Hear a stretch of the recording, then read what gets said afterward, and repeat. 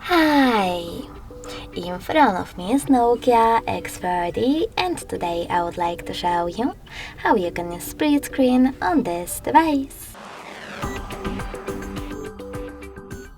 First of all, select an app that you wish to use in split screen view, in my case Chrome. Now click on this square button, tap on the icon of an app and select split screen. After that, just tap on the other one and as you can see, now I can use both at the same time.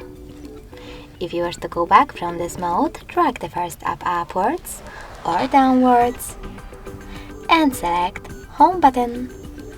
Thanks so much for watching. If you enjoyed this video, leave a like, comment and subscribe.